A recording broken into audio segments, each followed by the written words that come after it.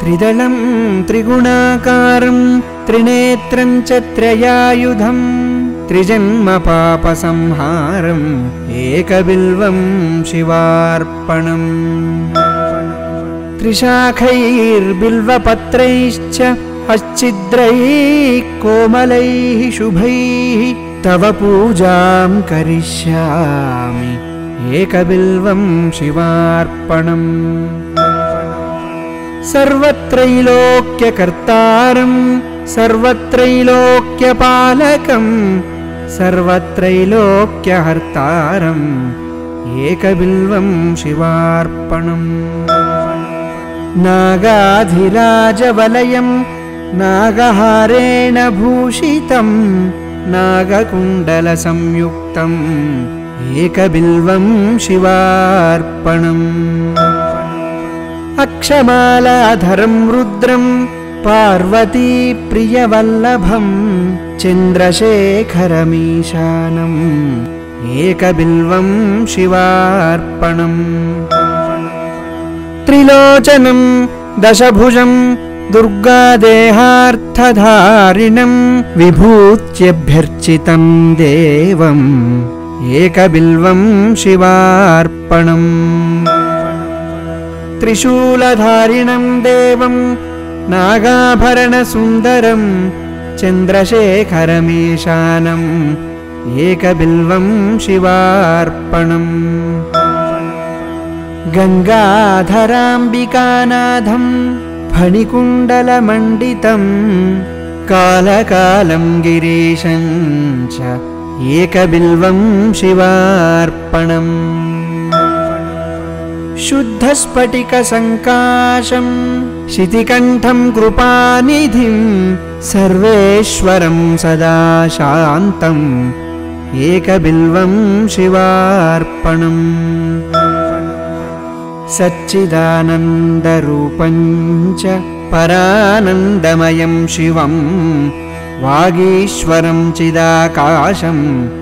एकबिल्वं शिवार्पणम् शिपिविष्ठं सहस्राक्षं दुन्दुभ्यं च निषङ्गिणं हिरण्यबाहुं सेनान्यम् एकबिल्वं शिवार्पणम् अरुणं वामनन्तारं वास्तव्यं चैव वास्तवं ज्येष्ठं कनिष्ठं वैशन्तम् एकबिल्वं शिवार्पणम् हरिकेशं सनन्दीशमुच्चैर्घोषं सनातनम् अघोररूपकुम्भम् एकबिल्वं शिवार्पणम् पूर्वजा वरजं याम्यं सूक्ष्मतस्करनायकं नीलकण्ठं जघन्यं च एकबिल्वं शिवार्पणम् सुराश्रयं विषहरं वर्मिणं च वरोधिनं महासेनं महावीरम् एकबिल्वं शिवार्पणम् कुमारं कुशलं कूप्यं वदान्यं च महारथं तौर्यं च देव्यं च एकबिल्वं शिवार्पणम्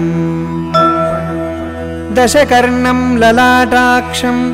पञ्चवक्त्रं सदाशिवम् अशेषपापसंहारम् एकबिल्वं शिवार्पणम् नीलकण्ठं जगद्वन्द्यं दीननाथं महेश्वरं महापापहरं शम्भुम् एकबिल्वं शिवार्पणम् चूडामणीकृतविभुं वलयीकृतवासुकिं कैलासनिलयं भीमम् एकबिल्वं शिवार्पणम् कर्पूरकुन्दधवलं नरकार्णवतारकं करुणामृतसिन्धुं च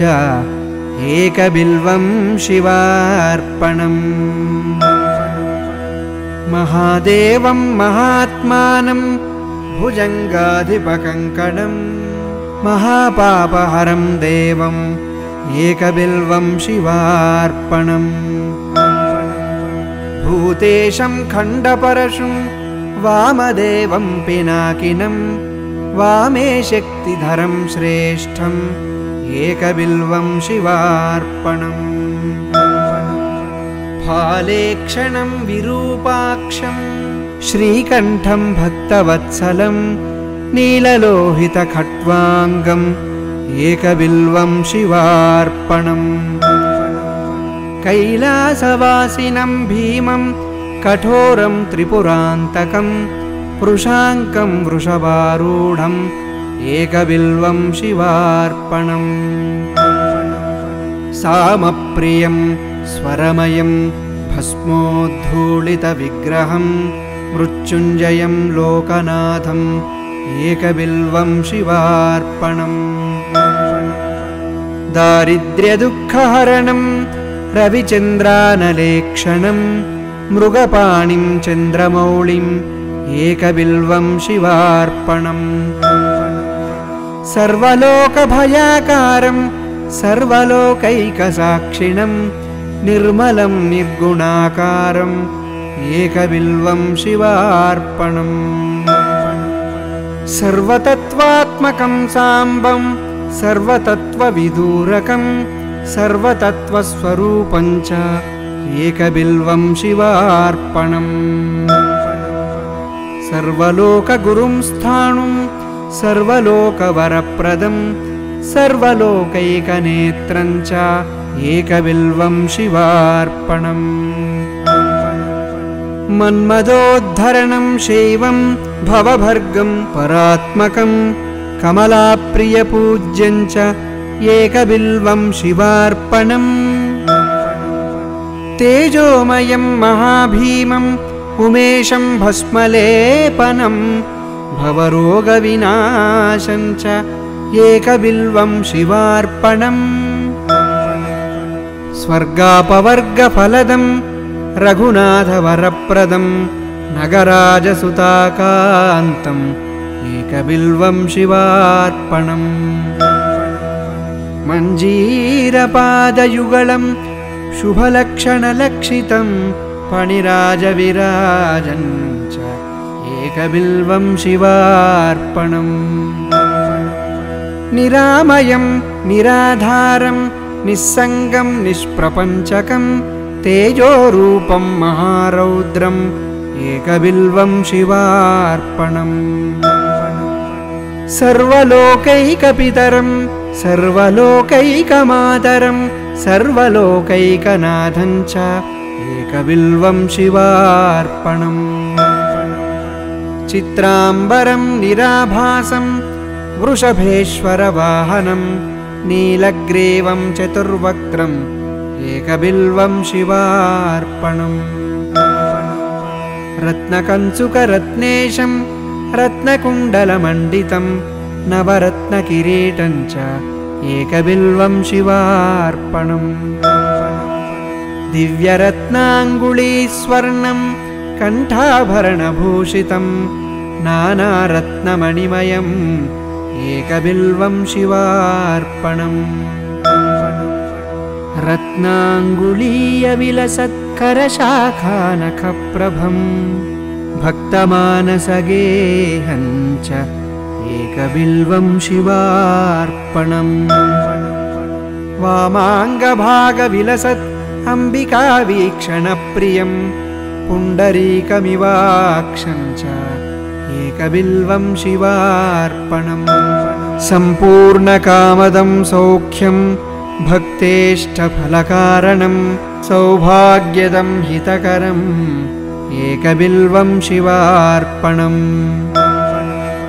नानाशास्त्रगुणोपेतं स्फुरन्मङ्गलविग्रहं विद्याविभेदरहितम् एकबिल्वं शिवार्पणम् अप्रमेयगुणाधारं वेदकृद्रूपविग्रहं धर्माधर्मप्रवृत्तं च एकबिल्वं शिवार्पणम् गौरीविलाससदनं जीवजीवपितामहं कल्पान्तभैरवं शुभ्रम् एकबिल्वं शिवार्पणम् सुखदं सुखनाशं च दुःखदं दुःखनाशनं दुःखावतारं भद्रं च एकबिल्वं शिवार्पणम् सुखरूपं रूपनाशं सर्वधर्मफलप्रदम् अतीन्द्रियं महामायम् एकबिल्वं शिवार्पणम् सर्वपक्षिमृगाकारं सर्वपक्षिमृगाधिपं सर्वपक्षिमृगाधारम् एकबिल्वं शिवार्पणम् जीवाध्यक्षं जीववञ्जं जीवजीवनरक्षकं जीवकृज्जीवहरणम् एकबिल्वं शिवार्पणम् विश्वात्मानं विश्ववञ्जं वज्रात्मा वज्रहस्तकं वज्रेशं वज्रभूषं च एकबिल्वं शिवार्पणम् गणाधिपं गणाध्यक्षं प्रलयानलनाशकं जितेन्द्रियं वीरभद्रम् एकबिल्वं शिवार्पणम् त्रयम्बकं मृडं शूरं हरिषड्वर्गनाशनं दिगम्बरं क्षोभनाशम् एकबिल्वं शिवार्पणम् कुन्देन्दुशङ्खधवलं भगनेत्रभिदुज्ज्वलं कालाग्निरुद्रं सर्वज्ञम् एकबिल्वं शिवार्पणम् कम्बुग्रीवं कम्बुकण्ठं धैर्यदं धैर्यवर्धकं शार्दूलचर्मवसनम् एकबिल्वं शिवार्पणम् जगदुत्पत्तिहेतुं च जगत्प्रलयकारणं पूर्णानन्दस्वरूपं च एकबिल्वं शिवार्पणम् स्वर्गकेशं महात्तेजं पुण्यश्रवणकीर्तनं ब्रह्माण्डनायकं तारम् एकबिल्वं शिवार्पणम् मन्दारमूलनिलयं मन्दारकुसुमप्रियं बृन्दारकप्रियतरम् एकबिल्वं शिवार्पणम् महेन्द्रियं महाबाहुं विश्वासपरिपूरकं सुलभं लभ्यम् एकबिल्वं शिवार्पणम् बीजाधारं बीजरूपं निर्बीजं बीजवृद्धिदं परेशं बीजनाशं च एकबिल्वं शिवार्पणम् युगाकारं युगाधीशं युगकृद्युगनाशकं परेशं बीजनाशं च एकबिल्वं शिवार्पणम् धूर्जटिं पिङ्गलजटं जटामण्डलमण्डितं कर्पूरगौरं गौरीशम् एकबिल्वं शिवार्पणम् सुरावासं जनावासं योगीशं योगिपुङ्गवं योगदं योगिनां सिंहम् एकबिल्वं शिवार्पणम् उत्तमानुत्तमं तत्त्वम् अन्धकासुरसूदनं भक्तकल्पद्रुमस्तोमम् एकबिल्वं शिवार्पणम् विचित्रमाल्यवसनं दिव्यचन्दनचर्चितं विष्णुब्रह्मादिवन्द्यं च एकबिल्वं शिवार्पणम् कुमारपितरं देवं पितचन्द्रकलानिधिं ब्रह्मसत्यं जगन्मिथ्यम् एकबिल्वं शिवार्पणम् लावण्यमधुराकारं करुणारसवारिधिं भ्रुवोर्मध्ये सहस्रार्चिम् एकबिल्वं शिवार्पणम् जटाधरं पावकाक्षं ऋषेक्षं भूमिनायकं कामदं सर्वदागम्यम् एकबिल्वं शिवार्पणम् शिवं शान्तं उमानाथं महाध्यानपरायणं ज्ञानप्रदं कृत्तिवासं एकबिल्वं शिवार्पणम् वासुकी युरगहारं च लोकानुग्रहकारणं ज्ञानप्रदं कृत्तिवासं एकबिल्वं शिवार्पणम् शशाङ्कधारिणं भर्गं सर्वलोकैकशङ्करं शुद्धं च शाश्वतं नित्यम् एकबिल्वं शिवार्पणम् शरणागतदीनार्त परित्राणपरायणं गम्भीरं च वषट्कारम् एकबिल्वं शिवार्पणम् भोक्तारं भोजनं भोज्यं जेतारं जितमानसं करणं कारणं जिष्णुम् एकबिल्वं शिवार्पणम् क्षेत्रज्ञं क्षेत्रपालं च परार्दैकप्रयोजनं व्योमकेशं भीमवेशम् एकबिल्वं शिवार्पणम् भवग्नं तरुणोपेतं क्षोदिष्टं यमनाशकं हिरण्यगर्भं हेमाङ्गम् एकबिल्वं शिवार्पणम् दक्षं चामुण्डजनकं मोक्षदं मोक्षनायकं हिरण्यदं हेमरूपम् एकबिल्वं शिवार्पणम् महाश्मशाननिलयं प्रच्छन्नस्फटिकप्रभं वेदास्यं वेदरूपं च एकबिल्वं शिवार्पणम् स्थिरं स्वधर्मम् उमानाथं ब्रह्मण्यं चाश्रयं विभुं जगन्निवासं प्रथमम् एकबिल्वं शिवार्पणम् रुद्राक्षमालाभरणं रुद्राक्षप्रियवत्सलं रुद्राक्षभक्तसंस्थोमम् एकबिल्वं शिवार्पणम् फणीन्द्रविलसत्कण्ठं भुजङ्गाभरणप्रियं दक्षाध्वरविनाशं च एकबिल्वं शिवार्पणम्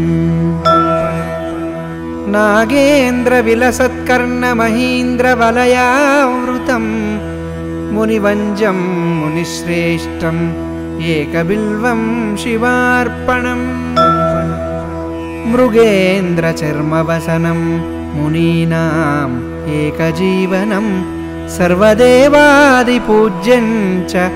एकबिल्वं शिवार्पणम् निधनेशं दीननाथम् अपमृत्युविनाशनं लिङ्गमूर्तिमलिङ्गात्मम् एकबिल्वं शिवार्पणम् भक्तकल्याणदं व्यस्तं वेदवेदान्तसंस्तुतं कल्पकृत्कल्पनाशं च एकबिल्वं शिवार्पणम् घोरपातकदावाग्निं जन्मकर्मविवर्जितं कपालमालाभरणम् एकबिल्वं शिवार्पणम् मातङ्गचर्मवसनं विराड्रूपविदारकं विष्णुक्रान्तमनन्तं च एकबिल्वं शिवार्पणम् यज्ञकर्मफलाध्यक्षं यज्ञविघ्नविनाशकं यज्ञेशं यज्ञभोक्तारम् एकबिल्वं शिवार्पणम् कालाधीशं त्रिकालज्ञं दुष्टनिग्रहकारकं योगिमानसपूज्यं च एकबिल्वं शिवार्पणम् महोन्नतमहाकायं महोदरमहाभुजं महावक्त्रं महावृद्धम् एकबिल्वं शिवार्पणम् सुनेत्रं सुललाटं च सर्वभीमपराक्रमं महेश्वरं शिवतरं एकबिल्वं शिवार्पणम् समस्तजगदाधारं समस्तगुणसागरं सत्यं सच्चगुणोपेतं एकबिल्वं शिवार्पणम् माघकृष्णचतुर्दश्यां पूजार्थं च जगद्गुरो दुर्लभं सर्वदेवानाम् एकबिल्वं शिवार्पणम् तत्रापि दुर्लभं मन्येत् नभो मासेन्दुवासरे प्रदोषकाले पूजां च एकबिल्वं शिवार्पणम् सालग्रामसहस्राणां प्रदानादधिकं फलं कोटिकन्यामहादानम् एकबिल्वं शिवार्पणम् दर्शनं बिल्ववृक्षस्य स्पर्शनं पापनाशनम् अघोरपापसंहारम् एकबिल्वं शिवार्पणम् तुलसी बिल्वनिर्गुण्डी जम्बीरामलकं तथा अघोरपापसंहारम् एकबिल्वं शिवार्पणम् अखण्डबिल्वपत्रैश्च पूजयेन्नन्दिकेश्वरम् उच्यते सर्वपापेभ्यः एकबिल्वं शिवार्पणम् सालङ्कृतशतावृत्ता कन्याकोटिसहस्रकम् साम्राज्यपृथ्वीदानं च एकबिल्वं शिवार्पणम्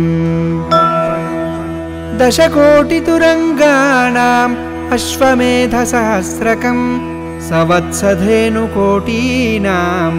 एकबिल्वं शिवार्पणम्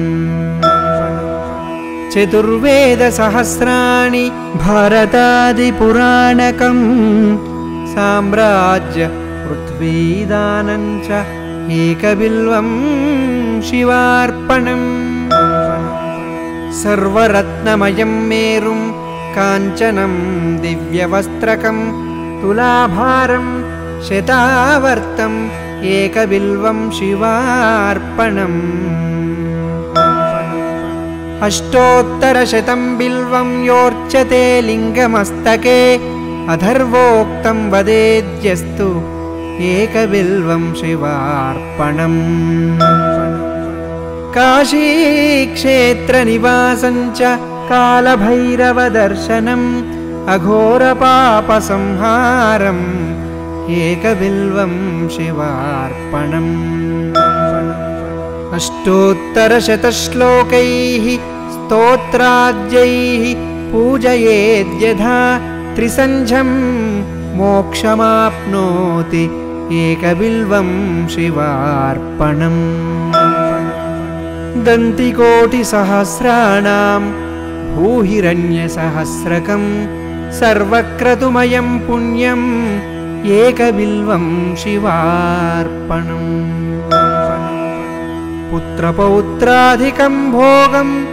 भुक्त्वा चात्र यथेप्सितम् अन्ते च शिवसायुज्यम् एकबिल्वं शिवार्पणम् विप्रकोटिसहस्राणां वित्तदानाच्च यत्फलं तत्फलं प्राप्नुयात् सत्यम् एकबिल्वं शिवार्पणम् त्वन्नामकीर्तनं तद्वत्तव पादाम्बुजयः पिबेत् जीवन्मुक्तो भवेन्नित्यम् एकबिल्वं शिवार्पणम् अनेकदानफलदम् अनन्तसुकृतादिकम् तीर्थयात्राखिलं पुण्यम् एकबिल्वं शिवार्पणम् त्वं मां पालय सर्वत्र पदध्यानकृतं तव भवनं शाङ्करं नित्यम् एकबिल्वं शिवार्पणम् एककाले पठेन्नित्यं सर्वशत्रुनिवारणं द्विकाले च पठेन्नित्यं मनोरथफलप्रदं त्रिकाले च पठेन्नित्यम् आयुर्वर्चोधनप्रदम् अचिरात् कार्यसिद्धिं च लभते नात्र संशयः। एककालं द्विकालं वा त्रिकालं यः पठेन्नरः लक्ष्मीप्राप्तिवासः शिवेन सह मोदते। कोटिजन्म कृतं पापम् अर्चनेन विनश्यति सप्तजन्म कृतं पापं श्रवणेन विनश्यति जन्मान्तरकृतं पापं पठनेन विनश्यति दिवारात्रकृतं पापं दर्शनेन विनश्यति क्षणे क्षणे कृतं पापं स्मरणेन विनश्यति पुस्तकं धारयोद्गेहे आरोग्यं भयनाशनम्। इति श्रीबिल्वाष्टोत्तर शतनामपूजास्तोत्रं सम्पूर्णम्।